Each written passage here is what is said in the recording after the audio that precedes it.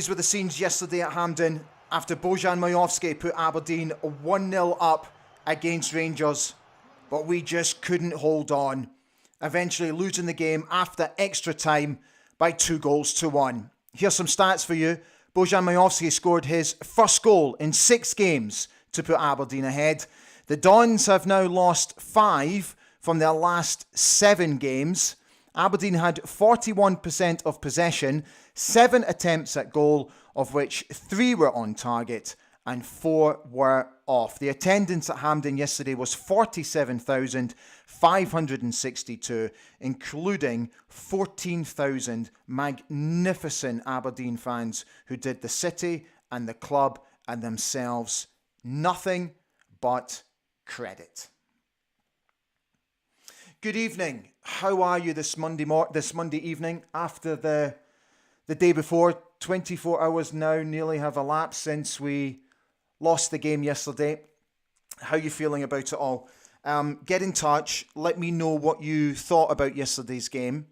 I'm going to be speaking to Richard Wilkinson, who runs a very prominent and popular Facebook page called Aberdeen FC, the Beach End Boys Goodwin Vibrations. Richard and I have a very in-depth chat about a number of topics surrounding the game yesterday. I'll also be speaking to Rory Britton, reporter from Aberdeen Live, who brings us up to date with a couple of things that are going on at the football club today. So I travelled back from Edinburgh this morning, flew into Frankfurt and then flew into Salzburg. So I've had a bit of time to think about yesterday, and I got to be honest, it's gutting. It was gut-wrenching because I genuinely believed after what was a difficult start and a poor start to the game that we actually came into our own, and I thought we matched them. And I do believe that 11 against 11, I think in the extra period, I think we could have beaten them. And I give absolute credit to Jim for the way he set us up. And I give absolute huge credit to the 10 players who tried to see the game out. And you look at the 2 big saves that Alan McGregor made right at the death in extra time. Just goes to show that we finished the game on the front foot. Look, it's a defeat. And I've read with interest some of your comments after I posted a few videos on Facebook yesterday about, look, how gutted you are about a defeat. And we shouldn't accept a defeat. And I'm not going to argue the point, and I get it. But I do think yesterday was progress. And I think Wednesday's going to be really difficult. But if we can take an ounce of how we played yesterday into the game on Wednesday, it gives us half a chance. So for me, it was big steps forward, despite losing the game. And I really hope you understand where I'm coming from. So get in touch. Let me know how you're doing. Right, so to start tonight's show. God, Jesus, honestly, I'm all over the shop still after yesterday. I am now in a position where I can actually start bringing you audio from Jim Goodwin's press conferences and post-match reaction. So this is something new that we're bringing to the channel, and you guys, by joining up the membership, have helped me be able to do this. And again, just help me improve the service for you guys. So thank you for those that have come on and joined in the membership scheme. So this audio is from North Sound Radio. This is what Jim had to say yesterday, post-match, about Anthony Stewart's red card. My initial reaction when the challenge was made was that he was in trouble. I was talking to one of my staff members at the time, and I felt that he was going to be shown the red card, and he was. We have no arguments. I think the official has got it right at that moment in time. I think it was a poor decision from Anthony, unfortunately. He probably should have stayed on his feet and jockeyed the player instead of doing what he done. So he left his teammates in a very difficult situation, going down to 10 men against a good Rangers team. But in fairness to the 10 guys that stayed on, I think they gave their all. They stuck at it, and right through the half an hour of extra time, we're still very much in the game.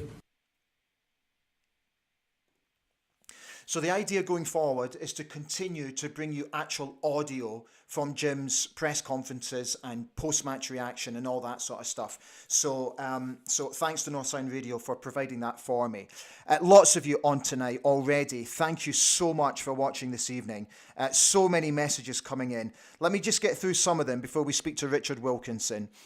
So Gregor Stevens is gutted. Willie Wonk as Winkle, same old Rangers, always cheating, which we get into.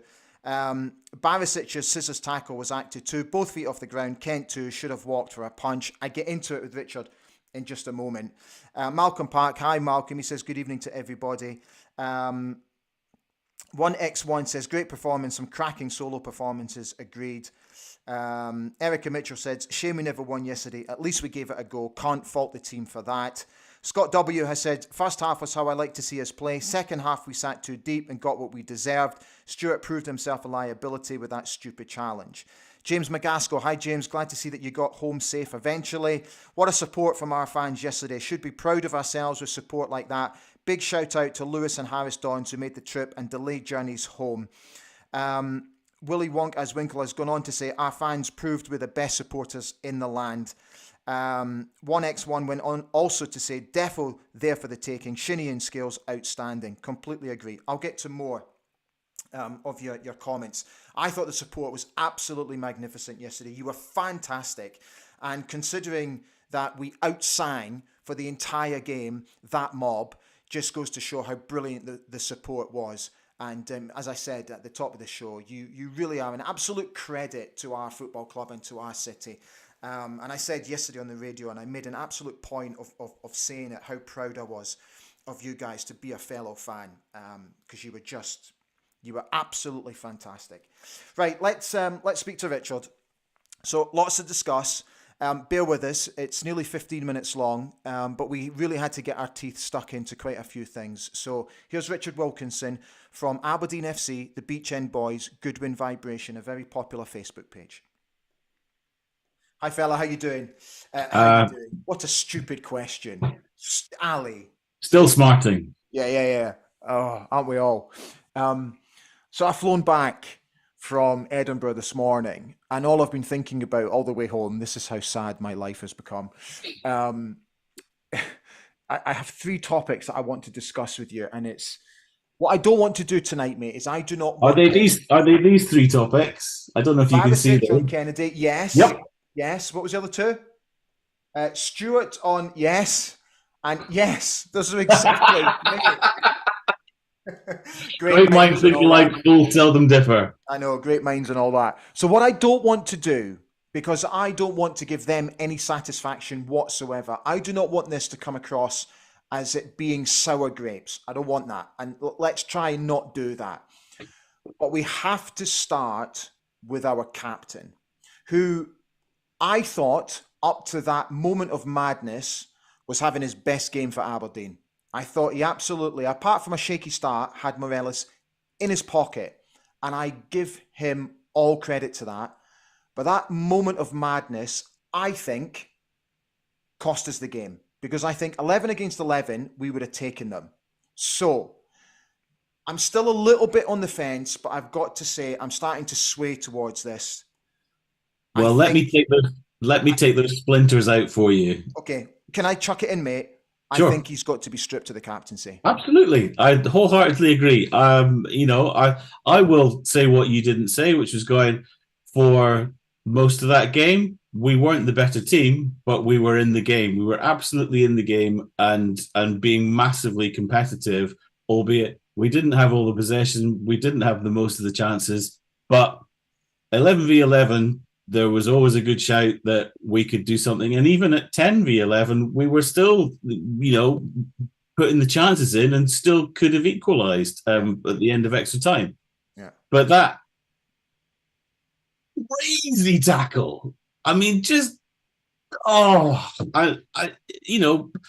all the good that he did, the preceding, whatever it was, 70, 75, 80 minutes, you can't do that. It's 2023. You can't do that in a game. And it's just crazy. And, if it was a one-off occurrence, then you'd kind of go, okay, heat the moment, but no, that is the sign of a guy who just, we could go and talk about it for ages, but just is not up to the level and not a leader and not the smartest guy on the pitch. And I think it's clearly obvious in the past week who is the smartest guy on the pitch, who is the leader. He used to be the leader of the team before, Graham Shinney. I don't get this. I've had loads of arguments with people on the page saying, "Oh, you can't give it to a lone player," and I kind of go, "You give it to the person who's the smartest and the leader and the guy who is the enforcer."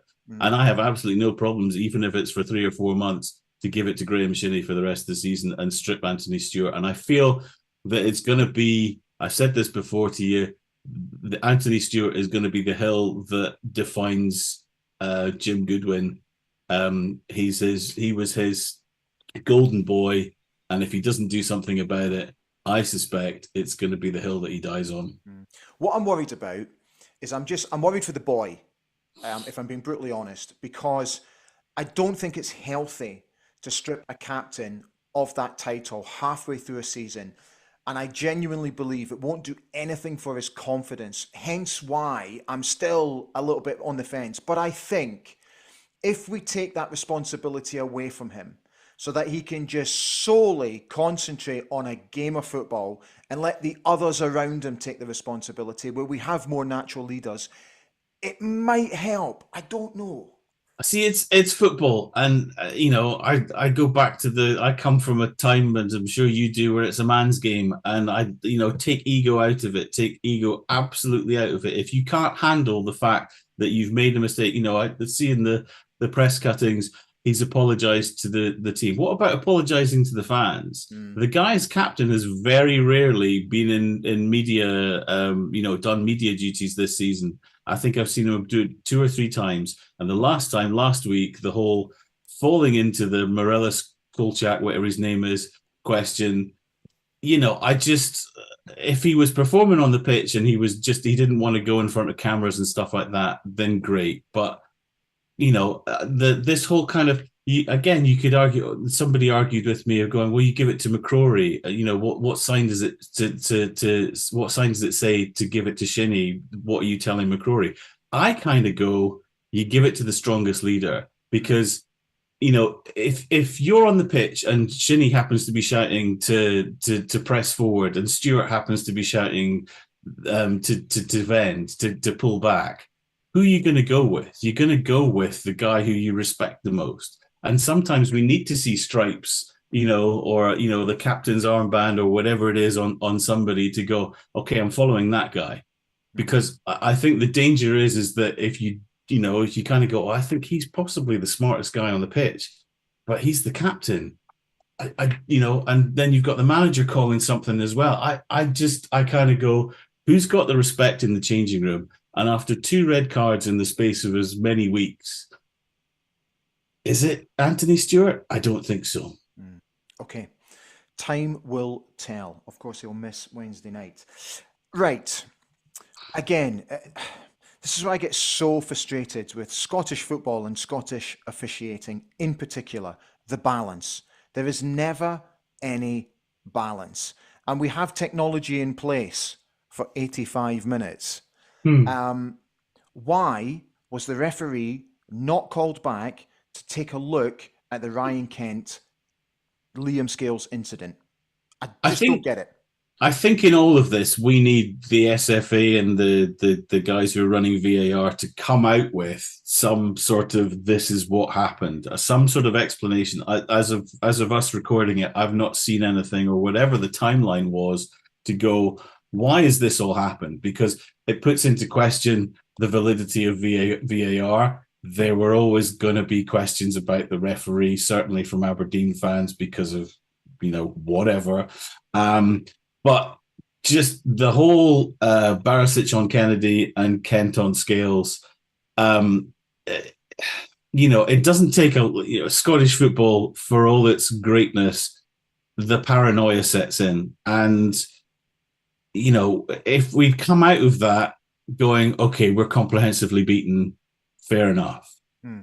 But we're sitting here as Aberdeen fans talking about decisions that really should have been, given the VAR, given what it's there for, really should have been addressed. And I don't think over 24 hours later, it has been addressed. Yeah. And I think it's clear when you see what's been going on Twitter, on social media, going, the evidence is there. Why are we not talking about it? I think Chris Sutton has has mentioned it on Twitter, but retrospectively doesn't change the result of the game. Retrospectively doesn't do anything for Dons fans, and congratulations for out singing, the 14,000 the Dons fans that were there at Hampden yesterday.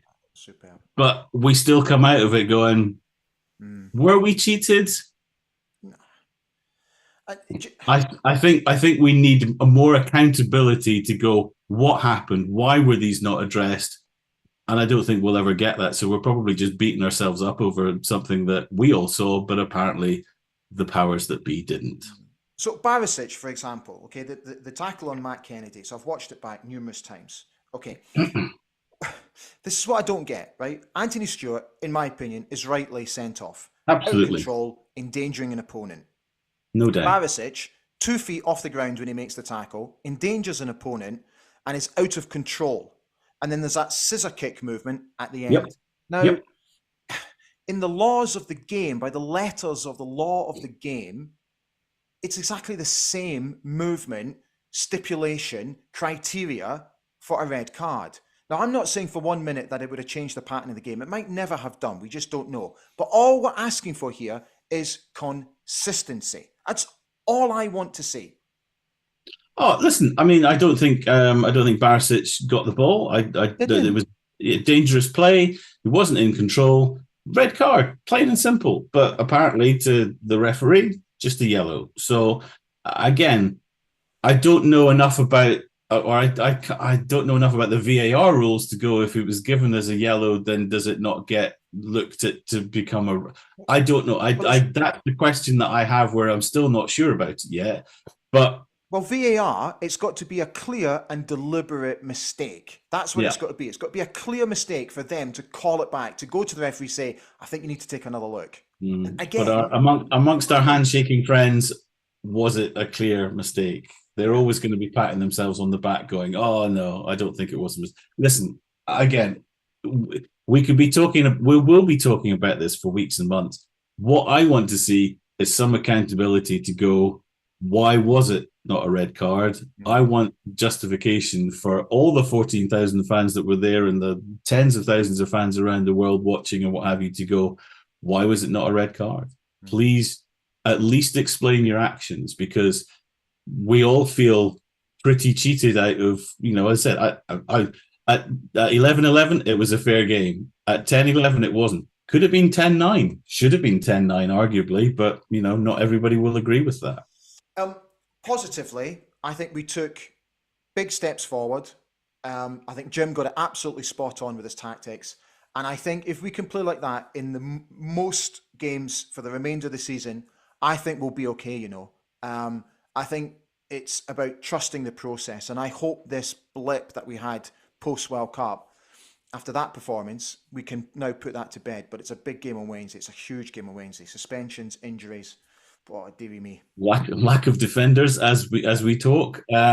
Listen, I don't dispute what you're saying. I just the wording of going, I think we'll be okay. I want to be better than okay. I want to be, I think we showed yesterday. I'm generalizing.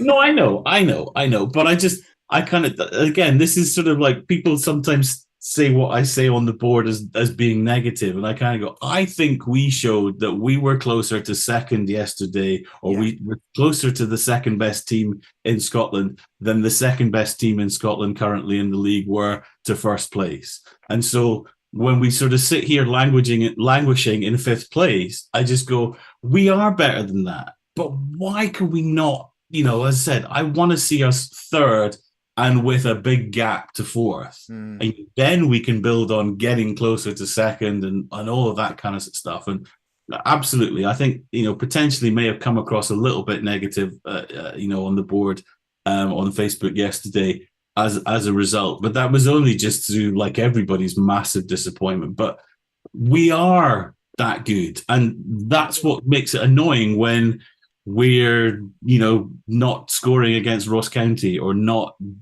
doing those results against these so-called lesser teams that we talk about. We need to be better. We have to be better. We are better. I just really want to see it in every game and not just against teams from Glasgow. I agree. Thank you, mate. Lovely to see you, as No always. problem. Yeah, enjoy the rest of your night. You too. Blood And we'll, pressure down, please. we'll speak, no doubt, after Wednesday. See you later. See you, pal. Ta-da. Thank you, Richard, as always, for jumping on, and thank you for being on tonight. Nearly 100 people live watching, which is just phenomenal. Thank you. Let's go through some more of your comments because there are plenty coming in.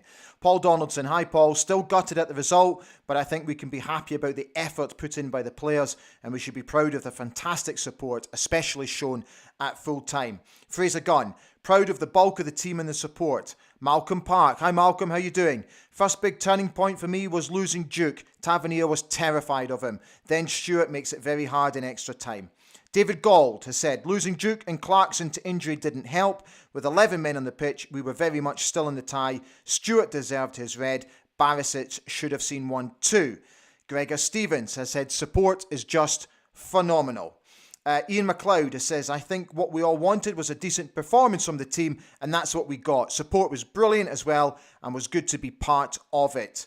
Can I just say good evening to Rafe65, who tonight has signed up to be an Ali Beg TV contributor and has signed up for the membership scheme. Rafe, please get in touch. Drop me a DM through my Facebook page, and I'll get in touch with you. And we will arrange a one-on-one chat. Thank you so much for your support. And to Lee Doubles as well, who has recently signed up to become a member of ABTV as well. Your support does not go unnoticed, and I will not keep banging on about it. Paul Donaldson goes on to say that tackle on Kennedy was a shocker, should have been a red card.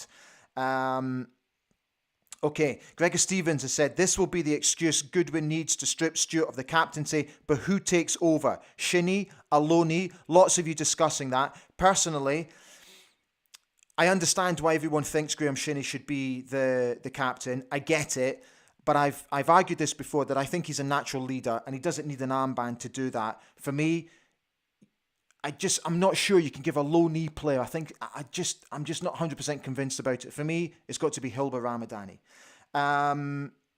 Okay. Scott W agrees. McCrory would be captain. You can't make a low knee captain.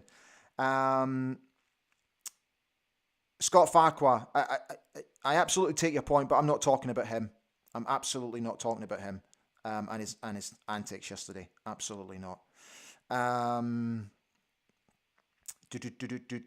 David Gall says, if not Shinnie, then Ramadani for captaincy. I think captaincy is too much pressure for Stewart. Let him concentrate on defending. I agree.